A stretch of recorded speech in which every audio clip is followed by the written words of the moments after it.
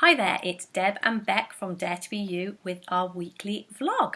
But before we dive into reading our blogs this week, I'd just like to share with you, wherever you are seeing this, there are other places you can find us. So I'll just cover them all, so wherever you are. You can find us on YouTube at Dare to Be You. You can find us on Facebook, Dare to Be You with the purple heart. You can find our website, daretobeyou.co.uk, and I am also on LinkedIn as Deborah Simmons. So please, yes, wherever you are, come and find us somewhere else as well.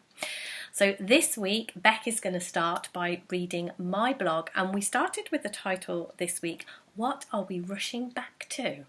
Okay, so here's Debs blog for you. It's amazing how quickly we can adapt. Our lives have been turned upside down over the last couple of weeks, and yet, after an initial mad scramble, I've watched so many people settle into a new normal. People have begun sharing so many lovely things they have found in this time of enormous change. We are learning things we didn't know about ourselves. We are spending time locked down with our loved ones or finding ways to talk to them even if we are not together. Even though we are sometimes scared, people are already talking about the things that they hope will be different when all of this is over. The lessons we all hope we will take from all of this. While there is no doubt in my mind that things will be different, I hope those differences are ones we can be proud of. There are statistics that say if you are worried that you don't have enough money and then you win the lottery, within 2 years you will be worried about money again. Sustainable change doesn't come from changes on the outside, like a pandemic or our lives being turned upside down. It comes from us seeing something new from within. Unless we have an internal shift, given time, we will find a new way to get back to our old ways. When I was working with women who had been in abusive relationships, I also saw the ones who didn't get back into another abusive relationship. So right now we are in a place where we can go within, where so many things about our way of life have been highlighted for us. It is a beautiful and personal invitation to make those internal shifts. I really hope we do. I would love to see my children and my grandson again sometime soon. I am in a rush to get back to that, but I'm also enjoying answering this latest and pressing invitation. Thanks, Deb. Thanks, Bec. So now I will read Bec's. What are we rushing back to? Sometime last week, while scrolling on Facebook, a quote someone shared jumped out at me. In the rush to return to normal, use this time to consider which parts of normal are worth rushing back to. Dave Hollis. I've heard lots of theories about what is happening right now, one of which is that this is the universe's way of giving us all time to reflect and the earth time to heal. I can't know if this is true, but I do know that I like this idea, and I like to take what is helpful for me. And so, when I saw this quote, I decided to reflect on it. What is my normal? Do I want to rush back to it? Are there parts of that normality that I don't want to rush back to? Are there things that I want to become my new normal? Here is where my reflections have taken me.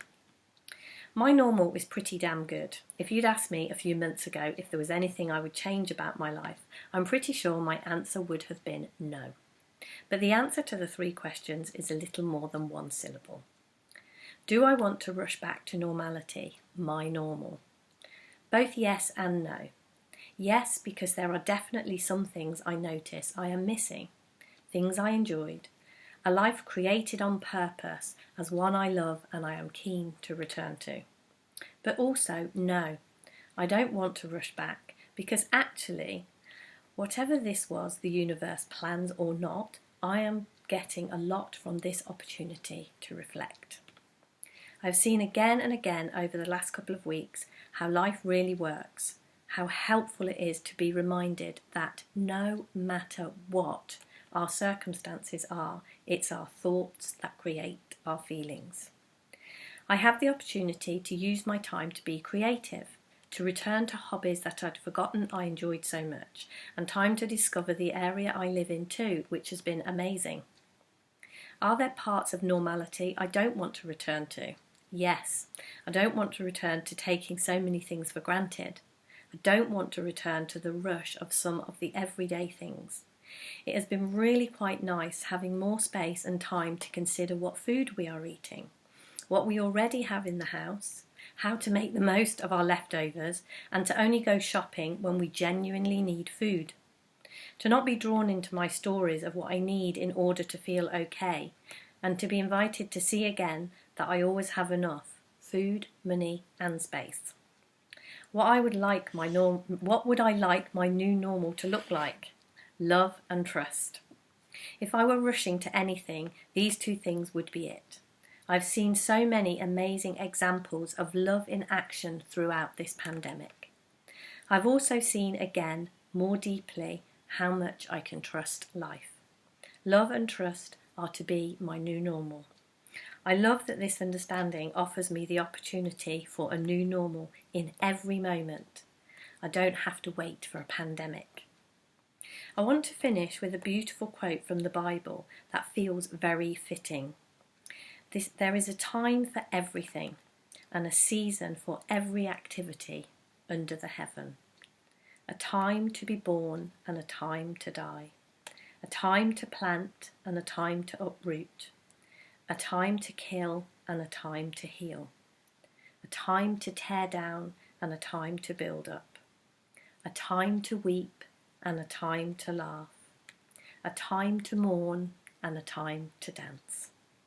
A time to scatter and a time to gather. A time to embrace and a time to refrain from embracing. A time to search and a time to give up. A time to keep and a time to throw away. A time to tear and a time to mend. A time to be silent and a time to speak. A time to hate and a time to love. A time for war and a time for peace.